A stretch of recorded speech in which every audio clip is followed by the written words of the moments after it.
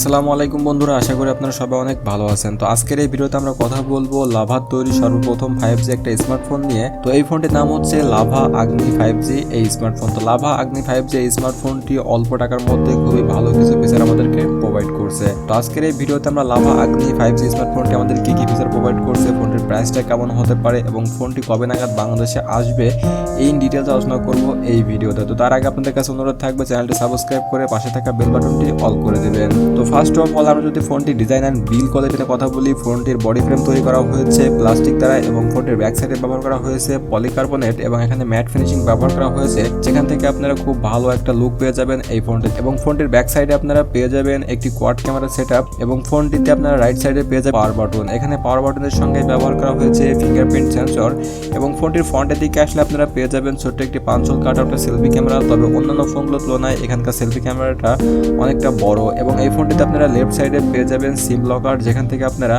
একটা সিম অথবা একটা মেমোরি অথবা দুইটা সিম একই সঙ্গে ব্যবহার করতে পারবেন এই ফোনটিতে। ফোনটির নিচের দিকে আপনারা পেয়ে যাবেন speaker grill, 3.5mm headphone jack এবং USB type C charging port, এছাড়া পেয়ে যাবেন একটি মাইক। তো এরপর যদি আমরা ফোনটি ডাইমেনশন নিয়ে কথা বলি, ফোনটির হাইট পেয়ে যাবেন 168.8mm, ফোনটির ওয়াইড পেয়ে যাবেন 76.8mm এবং ফোনটির থিকনেস পেয়ে যাবেন 9.1mm এবং ফোনটির ওয়েট পেয়ে যাবেন 204 গ্রাম। তো ওভারঅল ফোনটি যেহেতু অনেকটা বড় সেহেতু এর হাইট ওয়েটটা আমার কাছে মনে হয় বেটার একটা হাইট ওয়েট। তো এরপর যদি আমরা ফোনটির ডিসপ্লে নিয়ে কথা বলি, ফোনটিতে আপনারা পেয়ে যাবেন 6.78 inch full HD plus IPS LCD display এবং এই ডিসপ্লেতে ব্যবহার করা হয়েছে 90 হার্জের ডিসপ্লে রিফ্রেশ রেট। ফোনটির আপনারা ডিসপ্লে রেজলিউশন পেয়ে যাবেন 1080x2460 পিক্সেল ডিসপ্লে রেজলিউশন এবং এখানে পিপিআই ডেন্সিটি ব্যবহার করা হয়েছে 396 পিপিআই ডেন্সিটি। তো এখানে যেহেতু 396 পিপিআই ডেন্সিটি ব্যবহার করা হয়েছে সেহেতু এই ডিসপ্লে থেকে আপনারা যখন কোনো কন্টেন্ট ওয়াচ করবেন তখন শার্পনেসের কোনো ঘাটতি পাবেন না। এছাড়া 90 হার্জের রিফ্রেশ রেট থাকার কারণে ফোনটি আপনারা ইউজ করে অনেকটা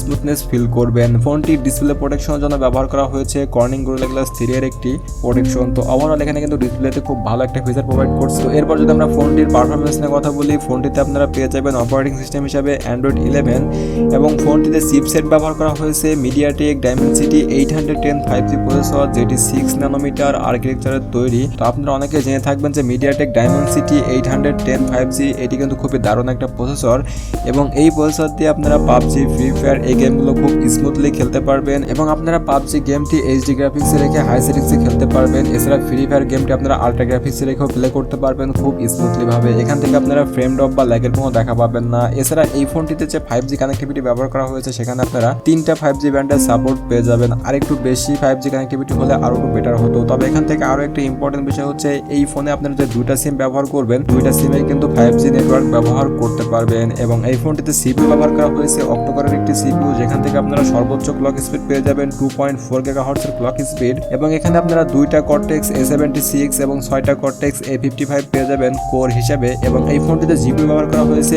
মালি G57 MC2, যেখান থেকে আপনারা গেম খেলার সময় খুব ভালো একটা গ্রাফিক্স পেয়ে যাবেন। তো ওভারঅল যদি আমরা ফোনটির পারফরমেন্স সেকশন নিয়ে কথা বলি, এখান থেকে আপনারা খুবই দুর্দান্ত একটি পারফরমেন্স পেয়ে যাবেন ফোনটির বাজেট অনুযায়ী।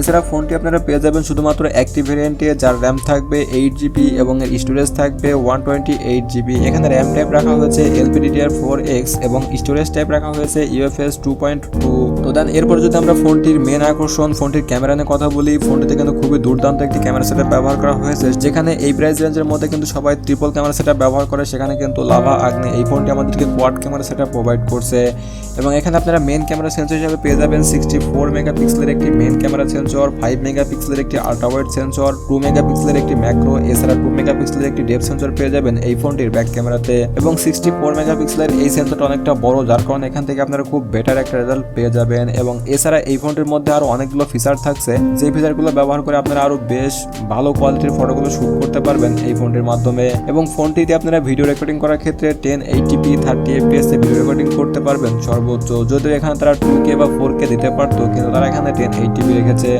দেন ফোনটির ফ্রন্ট ক্যামেরাতে আপনারা পেয়ে যাবেন 16 মেগাপিক্সেলের একটি সেলফি ক্যামেরা, যেখান থেকে আপনারা খুব বেটার একটা রেজাল্ট পেয়ে যাবেন এবং 16 মেগাপিক্সেলের ক্যামেরা দিয়ে আপনারা 1080p 30fps এ ভিডিও রেকর্ডিং করতে পারবেন ফ্রন্ট ক্যামেরা দিয়ে। তো এরপরে যদি আমরা এই ফোনটির ব্যাটারি সেকশন নিয়ে কথা বলি, ফোনটিতে ব্যবহার করা হয়েছে 5000 মিলিঅ্যাম্পিয়ারের একটি ব্যাটারি এবং এই ফোনের সঙ্গে থাকবে 30 ওয়াটের একটি ফাস্ট চার্জার, যে চার্জারটির মাধ্যমে আপনারা 1.5 ঘন্টার মধ্যে ফোনটিকে ফুল চার্জ করে নিতে পারবেন। এছাড়া 5000 মিলিঅ্যাম্পিয়ারের ব্যাটারি দিয়ে আপনারা খুব ভালোভাবে একদিনের একটা ব্যাটারি ব্যাকআপ পেয়ে যাবেন।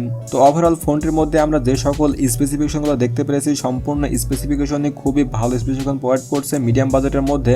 তো আপনার যাদের বাজেট কিনা 20 থেকে 25,000 টাকার মধ্যে তারা নিঃসন্দেহে এই ফোনটি নিতে পারেন। তো এই ফোনটি ইন্ডিয়াতে লঞ্চ হয়েছে 19,000 রুপিতে এবং এই ফোনটি বাংলাদেশে আসলে আপনারা হয়তো বা 22 থেকে 25,000 টাকার মধ্যে পেয়ে যাবেন। এছাড়া ফোনটি যদি আমরা সেন্সরের কথা বলি, ফোনটিতে কিন্তু আপনারা সাইড মাউন্টেড ফিঙ্গারপ্রিন্ট সেন্সর পেয়ে যাবেন। এছাড়া এক্সিলোমোটো, জাইরা, প্রক্সিমেটলি, কম্পাস সব ধরনের সেন্সরগুলো পেয়ে যাচ্ছেন এই ফোনটির মধ্যে।